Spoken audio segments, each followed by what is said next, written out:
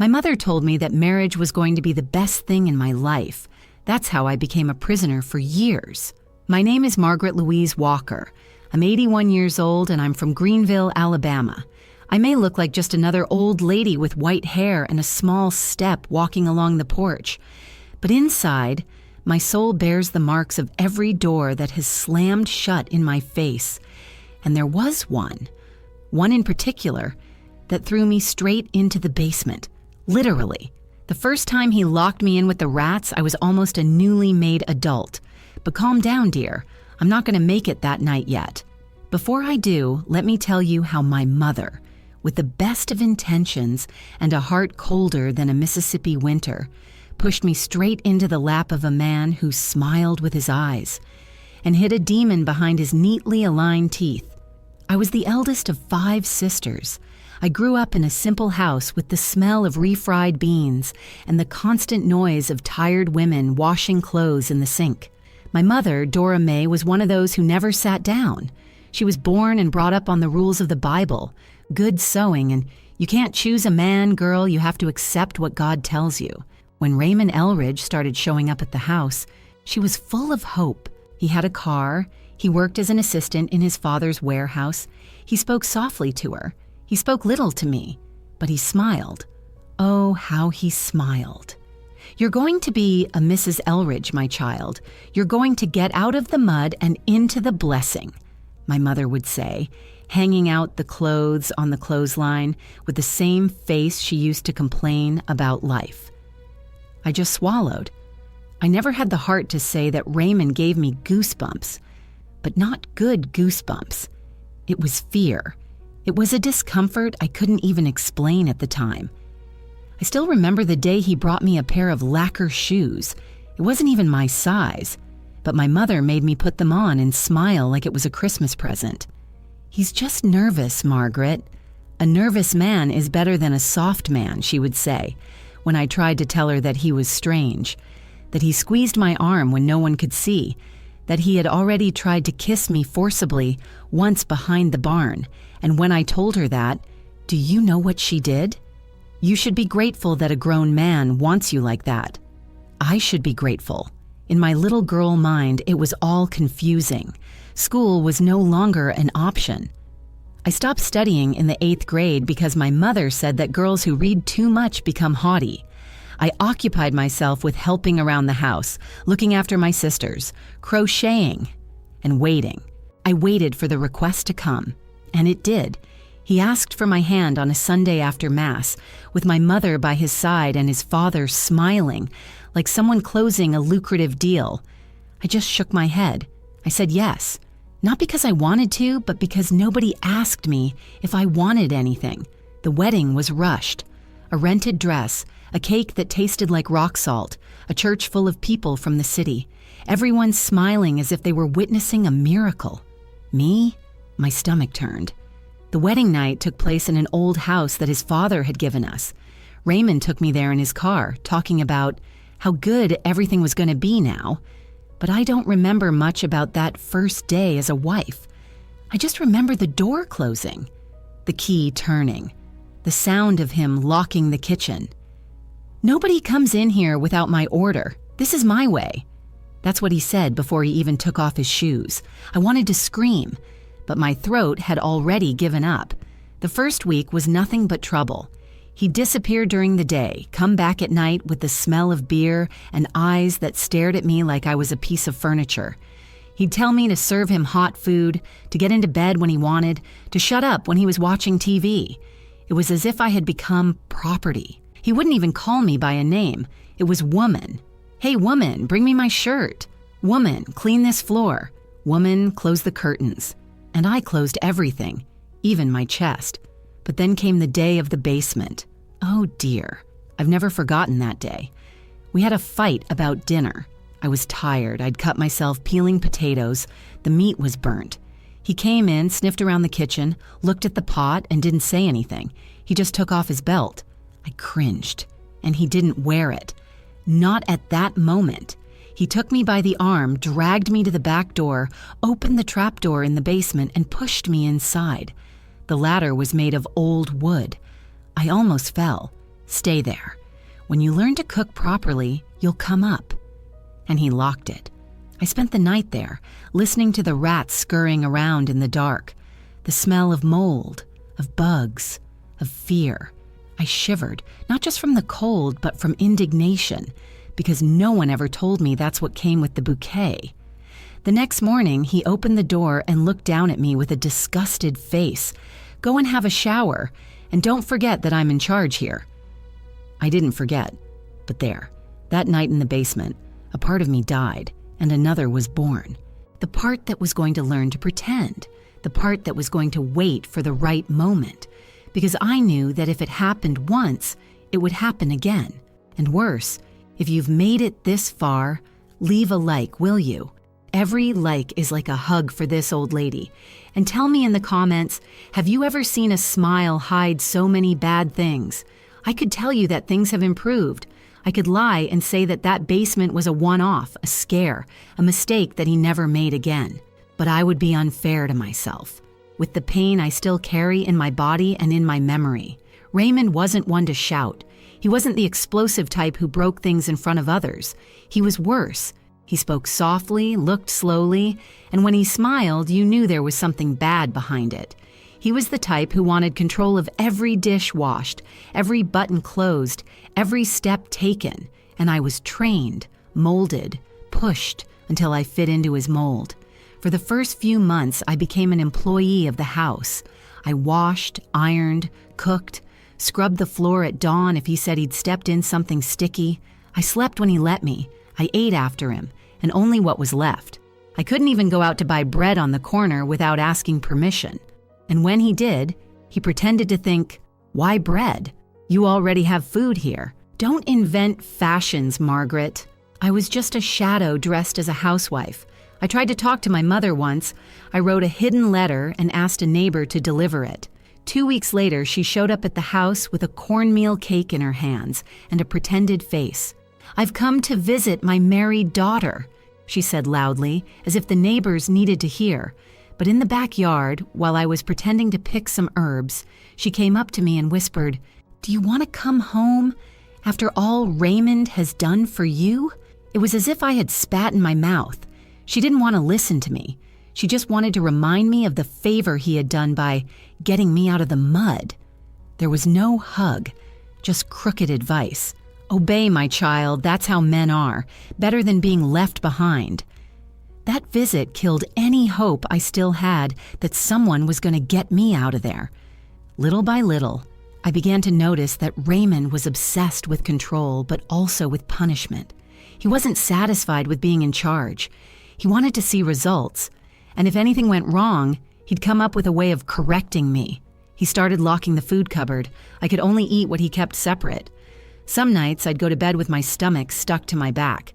Other nights he decided I should sleep on the living room floor because the bedroom was for women who knew how to serve properly. But the basement became my official punishment. Any little thing and he'd say, "Do you want to talk to your long-tailed friends?" That's how he talked about rats, with sarcasm, as if it was funny. Once I left the glass badly washed. He saw a grease mark on the bottom and made me go down to the cellar with the glass in my hand. Stay there and think about what it's like to be a decent wife. I spent 3 hours down there holding the glass, in the dark, listening to his footsteps upstairs as if they were hammers in my ear. Every step was a reminder that I was nobody in that house. One day I decided to fight back. Not the way you're thinking, no. It wasn't time to fight back yet. I reacted in thought. I started to keep good memories inside me, like an animal hiding food before winter. I thought of the afternoons I used to run with my sisters behind the church, the smell of Grandma's cake, the day I got my first hidden book. It was my way of keeping some part of me alive, because the other, the one that I thought could be loved, valued, protected, that had already been buried in the basement. But it got worse and worse, baby. Because Raymond was the type who got sick of small things very quickly. He started inventing new ways to punish me. One day, he came home with a bird cage. "I bought it for you, to keep you company." Inside, a canary. Beautiful. But I got the message. You and him the same, trapped, singing only when I want you to. And he loved to see me quiet. One day, I even tried to hum an old song while I was cleaning the bathroom. He came out of nowhere, turned off the radio, and looked at me with restrained anger.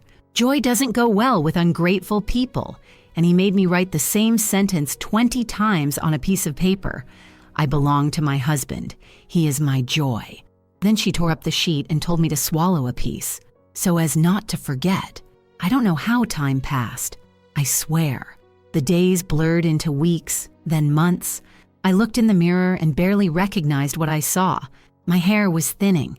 My eyes were washed out. My skin was full of marks that no one could see, but that I felt every day. There were nights when I woke up thinking I was still in the basement, the noise of the imaginary mouse gnawing at my soul. I shivered in bed even though I wasn't cold. And him? He slept like a stone, as if nothing had happened, as if he was a good husband who deserved an award. But something happened there, at that time, that changed everything. I didn't expect it. I didn't want it, but it came. It came from my tired body, from my battered womb. It came as a fright. I was pregnant. And that's when the story really began to change. Pregnancy in that house was not good news. There was no hand on my belly, no smile at the corner of my mouth. There was no baby shower, no folded clothes, no cradle dream. There was only one cold sentence coming from his mouth as he unbuttoned his shirt after dinner. There's no point crying now, Margaret. You're going to give birth, and you're going to create. I found out for myself. I started to feel sick with the smell of fat dizzy when I went up the stairs. At first I thought it was hunger, then tiredness. It only really hit me when I realized that my period hadn't come for almost 2 months. I remember the exact day. I was washing his clothes in the sink and suddenly I threw up right there, in the foam. I was paralyzed. I looked at the soap dripping out and felt a mixture of fear and disgust. Not of the baby, of myself, of what I had let happen to my body without even realizing it. I sat down on the hard floor of the yard and cried quietly, biting my fist to keep it down. I plucked up the courage to tell him 2 days later. He was on the balcony with a glass of cheap whiskey in his hand. I spoke in a firm voice, trying to sound sure. I think I'm pregnant. He looked at me in the corner without taking the glass out of his mouth. Are you sure? I nodded. Then try not to put on too much weight. Fat women aren't even good to look at. And he went back to drinking, as if I'd been talking about the weather. He didn't ask if I was okay. He didn't even want to know if I'd been to the doctor. Nothing. He just made it clear that, pregnant or not, I would continue to be his wife. The one who serves, lowers her head and doesn't raise her voice. My belly grew, and with it, fear. Fear of what would come. Fear of how he would treat a child. Fear of how I would look after someone when I couldn't even look after myself. But along with the fear came a strange feeling, a hidden warmth, a kind of strength that I didn't even know existed. I started talking to the baby alone, in my head.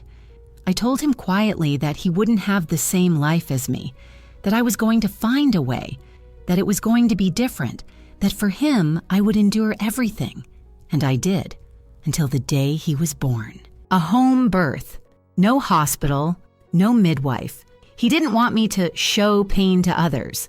He said that women were born to give birth and that my grandmother had 10 children without needing a doctor. I almost died from the pain. I spent hours screaming with a towel over my mouth.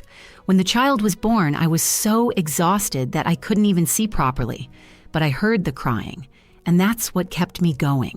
It was a boy. Fair skin, sparse hair. Raymond just looked at him and said, "I hope he doesn't have his mother's genius." Then he left the room and left me alone, bleeding, with a newborn baby in my arms and a whole house to look after. For the first few days, he barely touched the baby. He only came in to say that I needed to teach the child to be a man from an early age. But when the boy turned 1 month old, something in him changed. He began to look at his son differently. He said he was going to be the pride of the family, that he was going to teach him to hunt, to drive, to rule like a man should. I listened quietly, and inside I felt a new despair, because I knew he wanted to make my son a copy of himself, and I wasn't going to let him. I couldn't. That's when I started my plan. First, I started saving money, real change. I'd take some coins that he'd left in his pockets, others that he'd forgotten on the table. I'd hide it all in a hole-punch sock, which I hid in a hole behind the sink. Just a little every day, but it was my way of resisting. Then I started observing the neighbors. There was one in particular, Mrs. Betty, who lived 2 houses down from us. A widow, she lived alone and looked after some plants in the yard. One day she called me at the gate and offered me tea. I was afraid Raymond would see, but I went anyway. We sat on her stool, and for a few minutes, I was just Margaret. Not the wife, not the maid, not the prisoner. I told her about the baby. I spoke in measured words. I didn't say everything, but she understood. She looked me in the eye and said, "Daughter, you still have a chance. Hold on to this child as if it were your ticket out of this life." Those words stuck with me. I went home that day with my heart beating fast. It was the first time in a long time that someone had looked at me without pity, without judgment, just with a spark of truth, and that gave me courage. The boy, whom Raymond wanted to name Thomas, grew up. A sweet baby, lively eyes, a little hand that squeezed my finger tightly. And every time he cried and I managed to calm him down, I felt that there was still life in me. But Raymond wasn't going to make it easy. He started picking on everything. He said I spoiled him too much, that he needed to get used to being a man from an early age. At 2 months old, he was already saying that the boy had to sleep in his crib away from me. He wouldn't let me hum. He said it was silly mother's nonsense. There was one night in particular that still gives me the shivers. The baby had a fever. He was crying a lot. I tried to bring the temperature down with a damp cloth, but nothing worked. I asked him to let me go to the health center. He said it was just a joke, that children do cry, and he locked the front door. I was kneeling on the floor with the boy on my lap, my forehead hot, my breathing labored. And there I knew, if anything happened to my son because of him, I wouldn't forgive him, not him, or myself. The next morning, the fever subsided. But something inside me boiled over, and from then on, I started planning more than an escape. I started planning revenge. After that early morning when Thomas burned with fever on my lap and Raymond locked the door as if he were protecting a precious possession, something turned inside me. It wasn't just revolt, it was certainty. Certainty that that man could very well watch our son wither away if it made him feel stronger, and that, my child, no mother can forgive. I spent the next few days in a state of vigil. I slept very little with my ear glued to the cradle, watching his every breath. Any loud noise made me jump up. I started hiding basic medicines, thermometers, painkillers, even a little ointment for diaper rash, inside an old coffee can buried in the back of the cupboard. If it were up to him, I couldn't even get gauze without asking. Raymond noticed that I was different. He tested me all the time. He'd let food get cold on purpose just to see if I'd warm up quickly. He hid the keys to make me ask. And I did. Always pretending to be calm. Always with a low voice. But inside my chest, a drum was beating nonstop. It was on a Sunday that things changed direction for good. He had left in the morning to go hunting with some acquaintances. He came back dirty, stinking of drink and with his shirt stained with animal blood. Thomas, 6 months old, was just crawling. I played with him in the living room, inventing a sock puppet. The child laughed out loud, and that annoyed Raymond. "What are you raising this kid for? To become a clown?" he asked, dropping the shotgun on the sofa. A boy who laughs too much becomes a slacker. I got up, picked Thomas up, and took him to his room. I didn't say anything, but he came after me. "Do you think you're in charge here? Huh, Margaret?" He cornered me by the crib. He spoke softly with that icy tone that hurt more than a slap. "I let this boy be born, but it's up to me how he lives." That was too much. For the first time, I looked him firmly in the eye. I didn't answer. But I didn't turn away, and he saw. He saw that I wasn't the same anymore, that I had a new shadow inside me. That night, I began to draw up a bigger plan. And to do that, I had to do something that terrified me, pretend that I was accepting everything. I began to smile at him, serving things with more pleasure, asking about his work, complimenting his clothes, and it worked. Raymond relaxed. He thought he had bent me over again. Meanwhile, I continued to collect the change. I hid folded bills inside Thomas's diaper, between the sheets, even inside the lid of an old pot that nobody used. Every penny was a weapon. Every coin was a step away from that hell. But money wasn't everything. I needed support. But trust was rare in those days. The neighbors were all like my mother, raised to say, "It'll pass," and that's marriage. Until one day, Betty, that firm-voiced widow, called me at the gate again. "You're different, Margaret. Quieter, more dry." I hesitated, but my eyes said what my mouth could not. She poured me tea again, and there on her balcony I told her more. Not everything, but enough. I talked about the nights in the basement, the days without food, the fever, the fear. She didn't cry. She wasn't shocked. She just listened. And when I'd finished, she took my hand tightly and said, "You'll get out of this, but you have to be cold-blooded. A lot." I kept visiting Betty more often, always carefully. I'd tell Raymond I was going to the grocery store to see if I could get some fresher milk, and he, in that phase of false confidence, let me. Over time, Betty introduced me to a woman called Ellen. She worked for the church council, but she was one of the few who helped women in silence. She gave me a phone number, the address of a drop-in center in a nearby town, and a contact for a girl who could arrange a ride. And I started to put the route together in my head, mapping out every exit, every opportunity. But Raymond became suspicious. One day, I came home and saw him going through my drawer. "What are you hiding in here?" he asked. I pretended to laugh. He said it was just women's stuff, that I was looking for an old brooch, and he swallowed. But his gaze never returned to normal after that day. He started locking the house even when he went to sleep. He started counting the cutlery. He even made a list of the week's shopping and demanded a receipt. I knew time was running out. I couldn't take too long. But then came the final straw. It was the boy's birthday. One year, I made a hidden cupcake with some things Betty had packed for me. I invited her and 2 other neighbors to come over in the afternoon. Raymond came home early from work. When he saw the table set and the women sitting down, he froze. He didn't even say anything at the time. He just waited for them to leave. Then he locked the door, made me kneel in front of the sink, and repeated, with every word, "You've forgotten who's in charge of this house." And he locked me in the basement again, only this time, with Thomas on my lap. Oh my God. The child was crying, shaking, not understanding. I was desperate, trying to calm him down in the dark with a rat smell, no air, no window. I spent hours there. And when he finally opened it, I came out mute. But inside, I had exploded. That night, I didn't cry. I didn't complain. I just slept with the boy in my arms. And I decided the next time that basement door closed, he was going to see what it was like to live in the dark for real. After spending that night locked in the basement with Thomas on my lap, something inside me crystallized. The frightened mother died there. The fear was still there, of course, but now it had a plan attached to it. And I no longer prayed to God to change Raymond. I just asked him to give me enough time. For the next few days, I walked around the house like a shadow. I did everything right.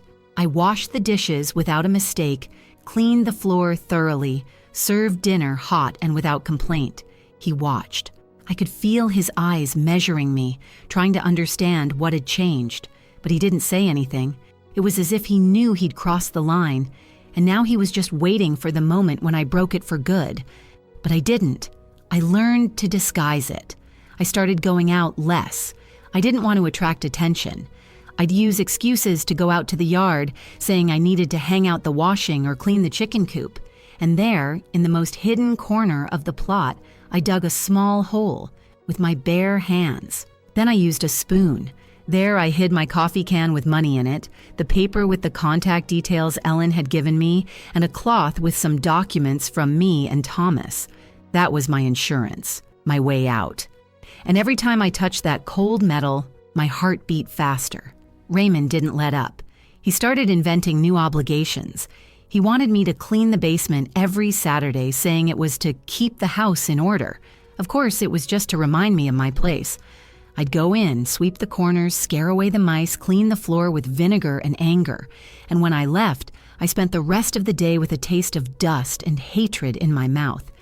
It was during one of these cleaning sessions that I got the idea. If it was in that dark hole that he thought he could erase me, that's where everything would start to change. On Wednesday of the following week, I went to see Betty. I didn't say much. I said the time was coming. She didn't ask for details. She just handed over a small package and a box of matches. "Only if it's the last option," she said. I shook my head, took it and hid it in the bottom of my diaper bag. I returned home and hid everything behind a loose board on the bedroom wall. I didn't even breathe properly while I was doing it. Over the next few days, Raymond started to get strange, quieter, drier. It wasn't calm. It was the calm before the storm, a kind of silence that already smelled of tragedy. I knew he was planning something, and I was right. One Saturday night, after dinner, he locked the doors to the house, turned off the lights early, and called me into the living room. Thomas was asleep in the bedroom. I went with my heart beating out of rhythm. He told me to sit down. He kept pacing back and forth, like a bug sniffing out danger. "Don't you think I can see?" I said. "You pretend to obey, but you're watching everything. You're seeing that old gossip. You spend too much time out." I tried to answer, but he shouted. He shouted loudly, for the first time in a long time. "You'll learn my way. You're going back to the basement, now, and only come out when I say so." I got up slowly. I didn't cry. I didn't beg. I just went. I passed through the bedroom, took one last look at Thomas sleeping with his breath still, and I went downstairs. When the door closed behind me, the dark embraced me again. But this time, it wasn't despair. It was preparation. I waited in silence. He didn't come back that night. He didn't open the door. He didn't say anything else. The next day, he didn't either. I stayed downstairs for 2 days, with a glass of water and a piece of hard bread that he threw down the stairs. He wanted to break me, but he forgot that if you've been broken once, you learn to pick yourself up in the dark. On the 3rd day, the door opened. He came down with firm, unhurried steps. He said I could go upstairs. That, if I had learned my lesson, maybe I could live in peace. I went upstairs without looking at him. That night, I put Thomas to bed, kissed his forehead, and sat on the edge of the bed. I picked up the packet Betty had given me. It wasn't poison, darling, not yet. It was phosphorus. And inside the box, a folded piece of paper with the words, "Fire purifies what pain cannot solve." It made me think. It made me plan further. If I burned the basement, he would have to deal with the ashes of his own punishment. If I disappeared with the house keys, I could buy time. If I pretended to be ill, I might gain more freedom. I began to test his limits. Once I took longer to make lunch. Another time, I let Thomas play on the balcony. He complained, but he didn't shout anymore. It was strange, as if he was waiting for me to make a wrong move before he exploded. So I decided to go to Ellen's. It was the last visit before the escape. I disguised myself. I said I was going to borrow some flour from Betty. I walked with the boy on my lap. Ellen greeted me with haste. She gave me an old suitcase, clothes, some groceries, some change, and a note. "Car leaves at 3 a.m. Corner of the abandoned pharmacy. Don't be late." I returned home with the suitcase hidden in a borrowed market trolley. I left everything in the hole in the yard, covered in earth and stone. I spent the night with my eyes open, waiting. The time was coming. And Raymond had no idea. But to take the final step, one piece was missing. And that piece appeared in the most unexpected way. On Monday, Raymond didn't come home from work. He took longer than usual. And when he walked through the door, he wasn't alone. He came with another man. A Mr. Howard. He claimed to be a renewal pastor. But he wasn't a pastor at all. He was the beginning of the next hell. Have you ever felt that freedom was so close, but someone knocked on the door to snatch it out of your hands? Raymond returned later than usual that Monday. The clock in the kitchen chimed almost 8 in the evening when I heard the car. I ran to put the bottle away, tuck Thomas into his cot, and hide my fear behind my apron. But when he got in, with that man by his side, the chill in my stomach was different. The man had lank hair, a wide smile, and a black briefcase in his hand. He greeted me as if I was already close to him. "Peace of the Lord, sister." I didn't even reply. I just stood there staring in the corner. Raymond took off his hat, pointed to the chair in the living room, and told me to get some coffee. As the water heated up, I heard bits and pieces of the conversation. Mr. Howard said he came from a new congregation in the area. He was helping families to find the light, that he had effective methods against rebellion in the home. My blood ran cold. They were talking about me. I was their project. I returned with the tray. I served in silence. I pretended to be calm. I pretended to be customary. The pastor looked me in the eye, put the cup on the table, and said, "Your soul is restless, Sister Margaret, but the Lord has great plans for you." I felt like laughing. Laugh out loud in the way that only those who live the absurd know how. But I didn't do anything. I just shook my head. The visit was short, 30 minutes, but the damage remained. After the man left, Raymond called me into his room. He said I needed spiritual direction, that from the following week I would have weekly meetings with Pastor Howard right there in our house. I wanted to ask why. I wanted to say that I didn't need it, but I knew where this was going. So I swallowed. I could taste the carpet in my throat. That night, I could hardly sleep. Thomas, restless, cried several times. Every time I went to check on him, I passed through the living room and saw the new Bible on the table, left by the pastor, open to some page, like a warning. The next few days were dry. Raymond was silent again, just like when we first met. Only now his silence was filled with a sick faith. He told me to pray with him before dinner, recite verses, kneel in front of the boy, and ask for forgiveness for being an absent mother. It was all an act, but it hurt like a real knife. On Thursday came the first session. Howard arrived with a larger briefcase and a glass of anointed oil. He took me into the living room. Raymond stayed in the kitchen, listening to everything. The pastor asked me to talk about my sins. He asked if I had bad feelings for my husband, if I doubted male leadership in the home. His every word was a thorn. Every smile was poison disguised as a blessing. I answered little, only what was necessary. I said I was trying to improve, that I was praying, that I was sorry. He seemed satisfied. He opened the book, he read a few passages, then he told me to close my eyes and came closer. He put the oil on my forehead and spoke softly, "May the fire of heaven purify this rebellious woman." That wasn't a prayer. It was a threat. I left that session more determined than ever. I had no more time. The escape had to be before the next visit. Betty had to know. Ellen had to prepare the car. On Saturday, I took advantage of Raymond's late night and ran to Betty's. I took Thomas with me. I said it quietly, my eyes wet. She understood immediately. She said she'd talk to Ellen, that she'd arrange everything. We were leaving in 2 days, Tuesday, at dawn. The place was different now, a dirt road at the back of the abandoned farm, safer. I returned home with hope trembling in my pocket. On Sunday, Raymond stayed in his room all day. He read the Bible out loud. He shouted, "Amen," from time to time. I pretended to clean up. Thomas cried a lot. He said it was teething, but maybe it was just the mood in the house. Children sense things. In the evening, Raymond called me into his room. He had made the bed, lit a candle, and put the oil on the bedside table. "Today we're going to renew our sacred bond," he said. His hand tugged hard on my arm. I tried to pull back. He squeezed harder. "A woman must serve her husband with joy." That's when I saw a coiled rope in the corner of the table. I understood. He didn't just want to pray. He wanted to mark my body with obedience. I didn't sleep that night. I lay awake with my eyes open, planning every move to escape. The time, the route, the clothes I would put on Thomas, the food I would take, what I would do if he woke up, where to stand so as not to make a sound, everything. On Monday, I buried the last of my change in the hole in the yard. I spoke to Betty via a note hidden in my apron pocket. She confirmed it. The car would be there at 3 a.m. on Tuesday. I had dinner with him in silence, Thomas on my lap. With every bite, I imagined the world outside that house.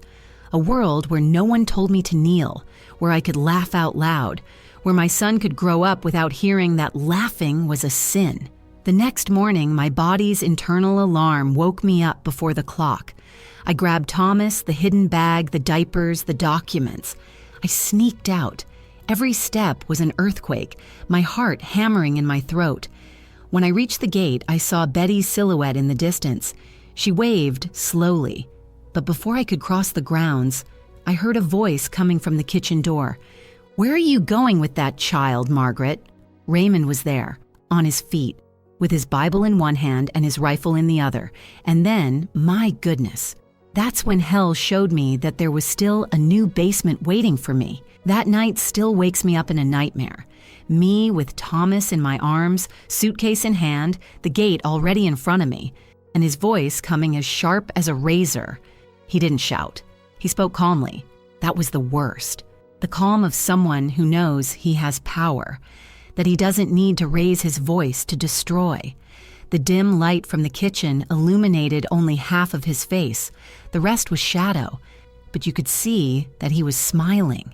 A small, almost restrained smile, as if he'd been waiting for this moment for a long time. I stood still. The boy began to stir in my lap. I tried to put him back to sleep, but my hands were shaking. Raymond stepped forward. "Where are you going with that kid in the middle of the night, huh?" The rifle leaned against his shoulder, like someone holding a cane. I didn't answer. I just stared. My whole body was telling me to run, but my head knew if I ran, he'd shoot. "Margaret, open your mouth. I want to hear your voice. Where do you think you're going?" I dropped my bag on the floor. I was just getting some air. Thomas wasn't asleep. A poorly told lie, but that's what came out. He gave a short, almost mocking laugh. "Midnight, with a suitcase, and the nosy old lady in the corner of the grounds. Do you think I'm an idiot?" The silence hung heavy. Thomas grumbled again. The smell of the wet earth, the fear in the air, the dried gunpowder sticking to the rifle. It all made me nauseous.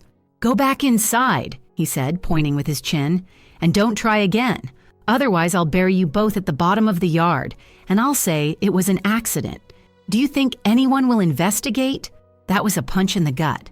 He wasn't bluffing. I knew that look. I picked up the bag, turned slowly, and went inside. The sound of the door closing behind me was like a sealed grave. The man stood outside for a few minutes. Then he came in. He locked everything. Windows, the padlock at the back, even the phone he unplugged. I didn't sleep that night. Thomas slept clinging to me, as if he felt something was about to collapse. I, leaning against the bedroom wall, could only think of one thing. Now he knew. He wasn't going to give me another chance. In the morning, he acted as if nothing had happened. He had coffee and left for work, but he left a warning. "I'll be back early today. We've got things to sort out." That sounded like a sentence to me. His sorting out was never a good thing. I waited for him to leave. I ran to the bedroom, took the cover off the wallboard. Everything was there. Money, documents, the cloth with the ID. Except the match, that little box, was gone. He found it. He knew I was ready to burn it down. Not just the house, the whole story. I went to the hole in the yard. The coffee can was still there. I grabbed everything. I ran back. Betty was standing by on the other side of the wall. I called out to her quietly. I passed her a bag with half the things in it, just to make sure if anything went wrong. "He's crazy, Betty. He said he's going to sort it out. If I don't get out of here today, take care of Thomas. Promise me." She picked up the bag, her eyes shining. "I won't let him do anything. If I have to, I'll break into this house myself." I felt like hugging her, but I didn't have the time. I went inside and waited. The house seemed to breathe with me.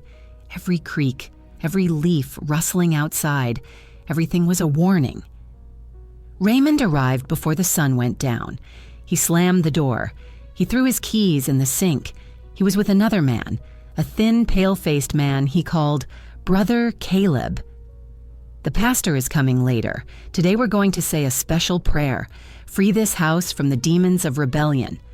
These words were just a veneer for what he wanted to do. He locked the doors. He ordered the other man to prepare the basement.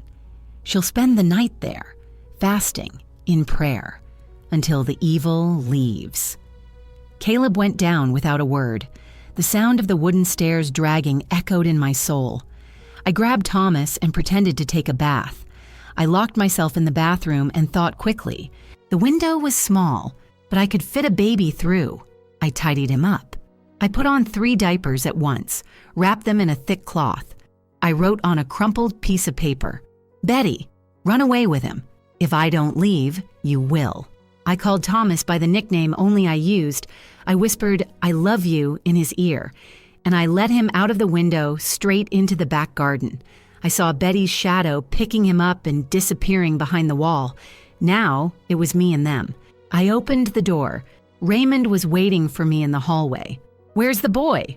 I pretended to be surprised. "He's asleep, in his room." He didn't go to check. He pushed me into the living room. "Go kneel down now and don't get up until the pastor tells you to." Caleb came back. He was carrying a rope. They threw me into the middle of the room with the oil, the Bible, and the candles. They tied my wrists with tape.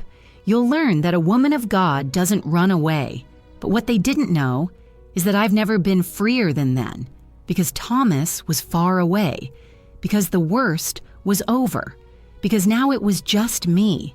But that same night, something happened, something that neither of us expected. I was kneeling in the middle of the room, my knees aching on the rough floor, my hands bound with tape, and my forehead sweating with tension. Caleb was pacing back and forth, mumbling words that even he couldn't quite understand. Raymond, sitting on the sofa, watched me with the look of a snake waiting to strike. The candle flickered on the table. The holy oil dripped down my forehead. But what really burned me was anger. I was supposed to beg, to cry, to tremble. They wanted to see repentance, obedience, submission, but there was no more room for that inside me. I had only one cold certainty.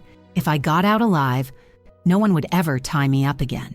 That Pastor Howard arrived almost an hour later. He came in smiling as if he'd come from a picnic, not an ambush. He greeted the 2 men, ignored my condition, and took a thick book out of his bag.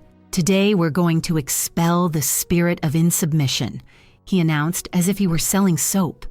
He sat down in front of me. He pulled up a chair, opened the book, and began to read aloud, phrases about virtuous women, obedient wives, blessings that come from total surrender. It was all lies wrapped in verse tape. Every word sounded like a slap. After about 20 minutes, he ordered me to repeat after him. "I declare that I am my husband's property." I remained mute. He insisted. Raymond stood up. "Say it again, Margaret. What are you waiting for?" I raised my head and faced the 3 of them. I could taste the blood in my mouth. I must have bitten my lip without realizing it, and then I spoke, but not what they wanted. "My son is far away. He won't grow up like you. You can pray all you want. I've been to hell and back." Silence. Caleb's eyes widened.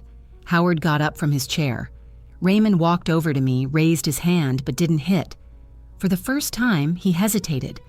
Maybe it was the certainty in my eyes. Maybe it was fear. Because a man like him is only brave when the victim shrinks away. I was no longer cowering. That's when the confusion began. Betty, that saint of war, appeared out of nowhere on the balcony. She knocked on the door like she was home. "Is Margaret there? I've come to bring the boy." Everyone froze. Howard didn't know what to do. Caleb, nervous, looked at Raymond for an order. "And Raymond?" He turned his face to me. "You set this up?" I smiled. He ran to the door. He opened it wide. Betty was standing there, alone. She looked him in the eye and said loudly, "I'm not bringing any children." I just want to know why Margaret screams every Sunday. The neighborhood hears. The pastor tried to intervene. Betty wouldn't let him. "Be quiet, you man of God who helps a husband tie up his wife." I've never seen 3 men turn so white. The street began to move. Lights on, neighbors peeking out from behind the curtains. People from the South have this fault. They love to pretend they don't see. But they also have a virtue. When they see that there are witnesses, they pretend to be moral. Raymond tried to close the door. Betty put her foot in it. "I've already called the police. Let's see if the sheriff agrees with this prayer you're saying." He froze. Howard picked up the book. Caleb pretended he was just a visitor. Raymond looked at me as if I had poisoned the well, but he didn't say another word. Betty came in. She took a pair of scissors from the kitchen and cut the tape from my wrists. She hugged me tightly.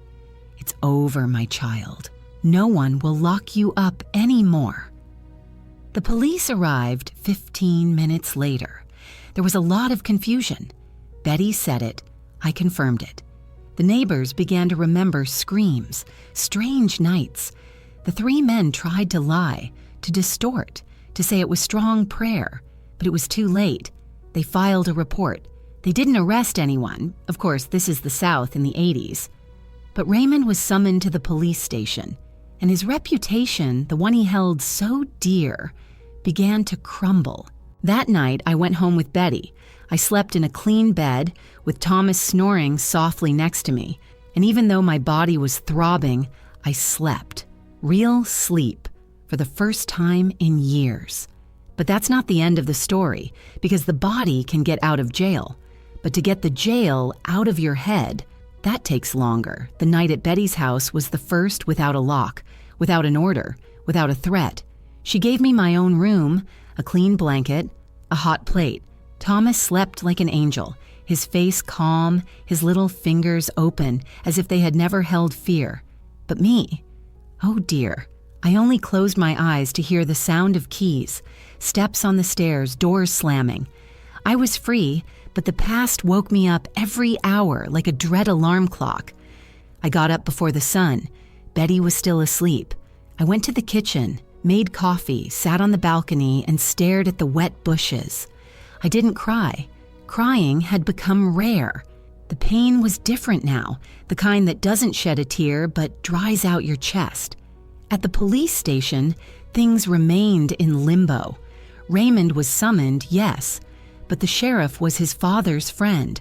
They talked, laughed, patted each other on the back. They said that family cases are best settled between the parties. I knew that no justice would come of this, just mockery. But something changed. The little town where everyone pretends not to see started whispering. The story spread. The good husband, the man of faith, became the talk of pubs and church meetings. Not that anyone came to apologize to me, but they stopped greeting Raymond in the street. That was worse punishment for him than jail. Betty found me a little room at the back of her house. It only had a bed, a single burner stove, and a creaking sink. But it was mine. For the first time, I locked the door from the inside. I got a job 2 months later. I sewed clothes for a store in the neighboring town. Betty looked after Thomas when I went out. He was already taking his first steps, shouting, "Mommy," with the joy of someone who doesn't remember the dark. Seeing him like that gave me hope, but also guilt, as if I had let him live too long in that prison with me, as if the world had touched him with a dirty hand before his time. Once he fell and scraped his knee. He cried. I ran over. I picked him up. But when I heard the loud cry, my mind went back to the basement. I saw blood that wasn't there. I smelled mold. I shivered all over. Betty saw. She grabbed Thomas and told me to lie down. And that's when I understood. My body was gone, but my soul was still clinging to the boards of that house. I started having blackouts. I'd forget things. I'd let water boil until it was dry. I'd put sugar in the rice. I'd wake up screaming, thinking Raymond was still standing in the doorway. Betty tried to talk. She took me to a lady who made some teas, some prayers. It got a bit better, but the hole was deep. One day, Thomas was playing with a piece of rope he found in the yard. It knocked me over. I sat on the floor and sobbed. Betty took me in her arms as if I were a child. You need to tell everything, Margaret, to someone, to yourself. So I started writing. We bought a blue notebook at the sale. Every night after Thomas had gone to sleep, I would sit at the table and write. I told him everything. No filter, without shame. I wrote like someone who bleeds. Some days my hand hurt. Some nights I slept on the page. But I kept filling the pages with my story, name by name, finger by finger. With each sentence, the basement inside my head opened up. With each paragraph, I pushed a little more of that shadow out of me. It was like sweeping out an abandoned house. The dust was so thick it was breathless. But when you insist, the light begins to come in. Time passed. Thomas grew up. I went to night school. I went back to school. I made friends with other women, some with similar stories, others who had never been through anything like this, but wanted to hear it. Telling my story became a kind of mission, as if by speaking I was warning others. Don't accept the first pretty smile. Listen to your fear. Raymond? He's disappeared off the map. They say he went to live in another state. He never crossed my path again, and if he did, today, I don't know if he'd recognize the woman I've become, because that quiet, kneeling, locked up Margaret, she died back there, in the basement. The day she handed her son through the window and waited for the shot that didn't come.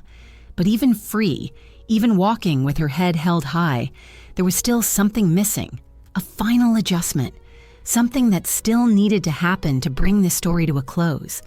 And it came in the most unexpected way, on an ordinary afternoon between clothes on the line and the smell of soap.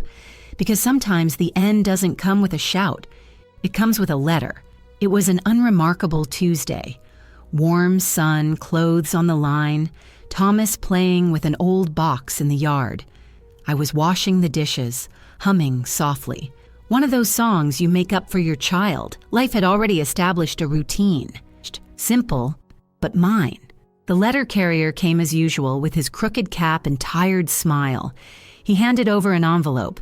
I looked at the name. I recognized the handwriting instantly. It chilled my fingers. Raymond. I didn't open it right away. I held it in my hand as if it weighed more than the world. I sat down on the doorstep. Thomas called out to me, but my head was far away. The white envelope, crooked at the edges, seemed to be laughing at me. At the peace I thought I had achieved. I opened it.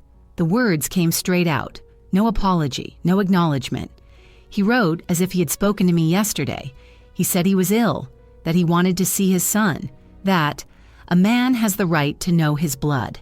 The phrase gave me the willies. He asked us to work it out like adults, that he had changed, that he was short of time, and if I had any decency, I'd let Thomas know where he came from.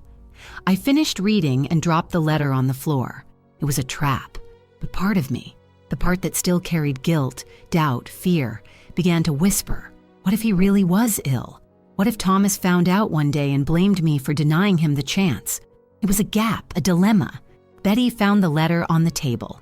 She read it without asking me. That man is poison, Margaret. You know that. Don't get involved. I agreed.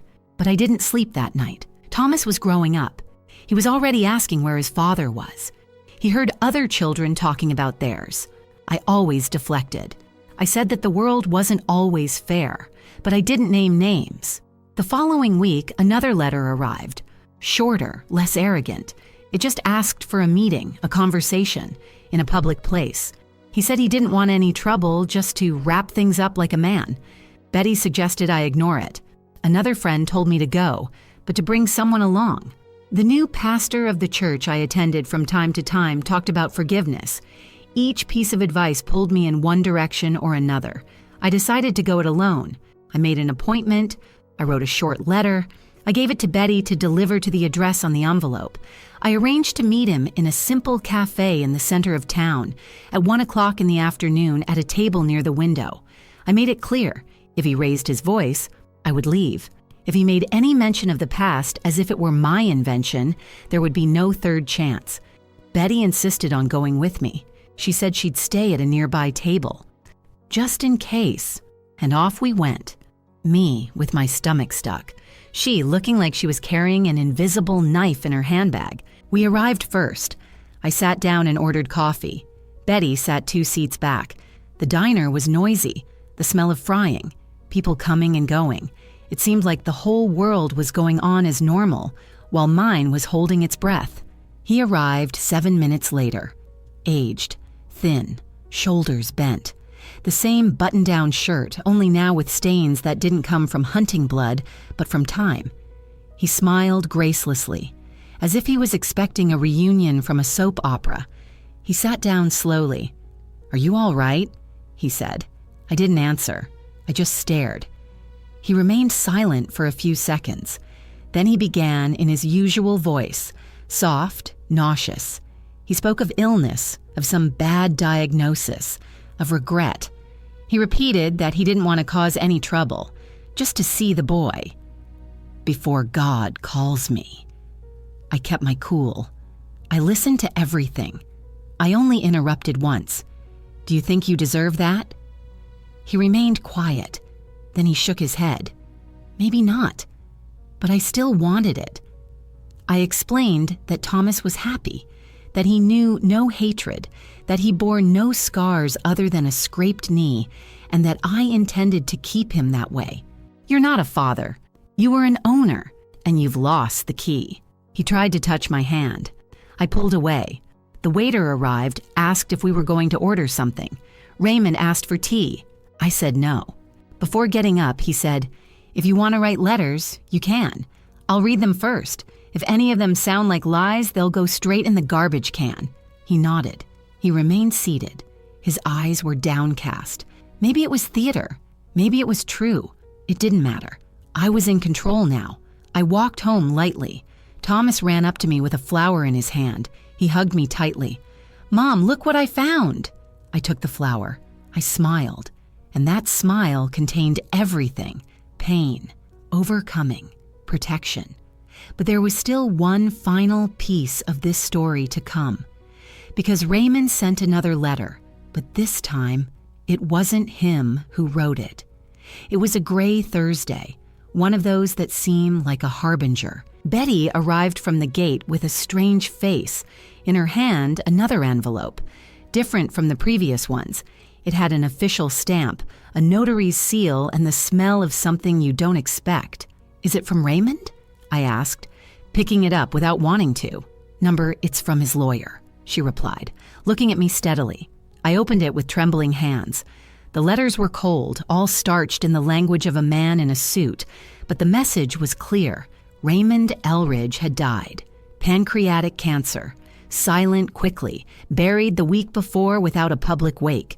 But before he died, he left a will, and there was my name, and Thomas's.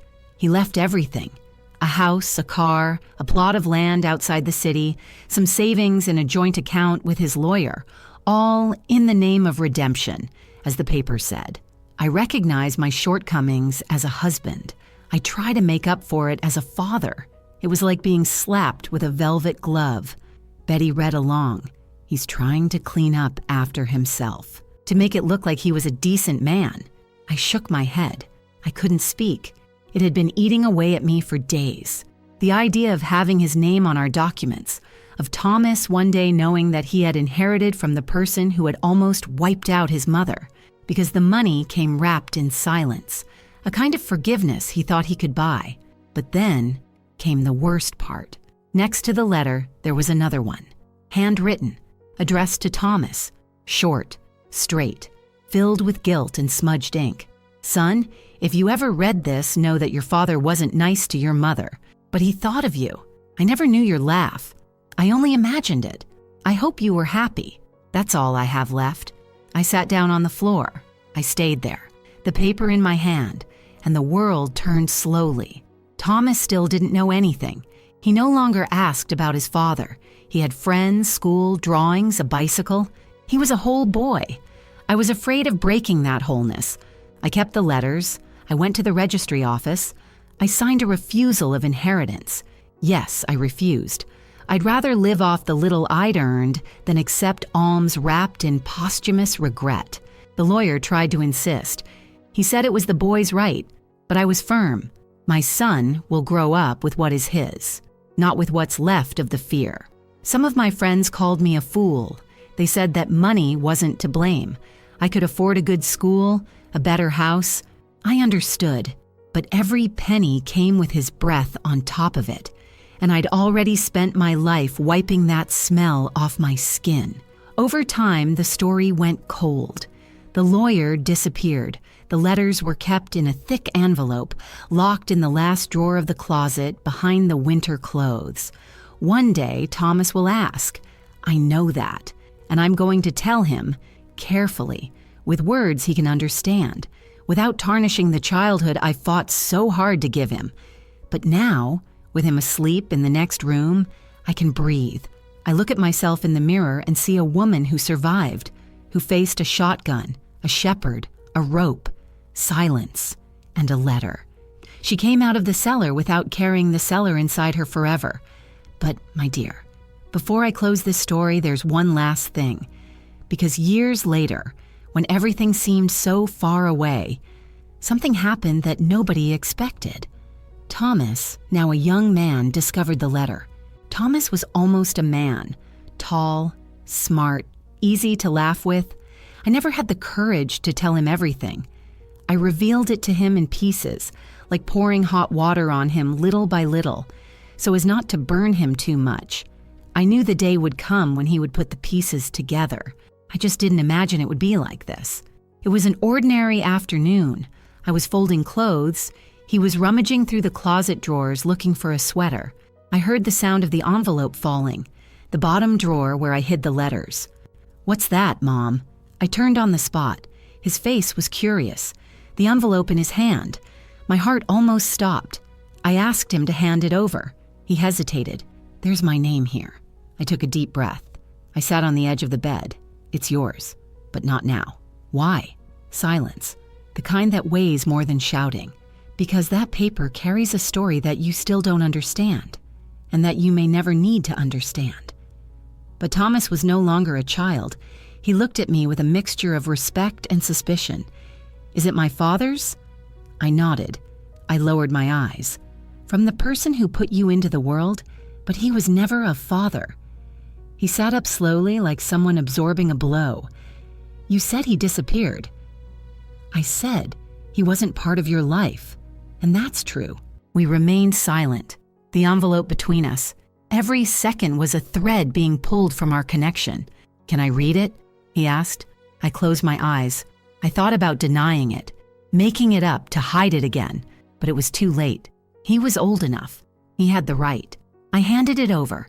I watched him open it slowly, take out the handwritten letter, the one about Raymond's last breaths, those cheap words trying to pass themselves off as redemption. His face didn't change.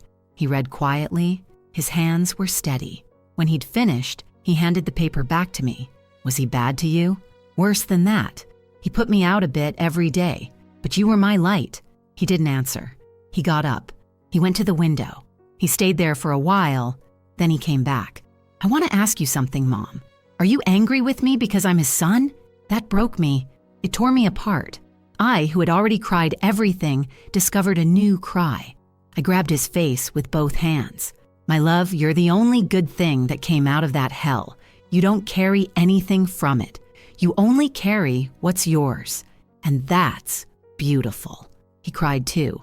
Not much. Young men are ashamed. But he cried. He hugged me tightly. We stayed like that, both of us quiet, rebuilding everything right there. Over the next few days, he asked questions. He wanted to know if he had brothers, if Raymond hit me, if he had ever tried to change. I answered what I could, what didn't hurt too much, without hiding it but without poisoning it. Thomas never spoke of finding his father again. He said the letter was enough, that I knew my own story through my strength, not my blood. And there I understood that I had won. Not because I was apologized to, not because justice was done, but because I managed to protect what mattered. I managed to raise a good man inside a woman who almost didn't survive. Today, he is a father. He has a beautiful daughter, my granddaughter, who runs around this house with a red bow in her hair and calls my name in the sweetest voice I've ever heard. When she was born, Thomas gave me the letter back. We burned it together, page by page, in silence. And it was there, watching the ashes fly across the yard, that I knew. The basement no longer exists. Only the open sky. If you've made it this far, darling, thank you. Thank you for listening, for feeling, for carrying me a little inside you. This story was my life, but it could be the story of many people. Tell me in the comments. Do you know any Margarets out there? Have you ever had to get up from an invisible basement? Every like here is a hug that this old woman really feels.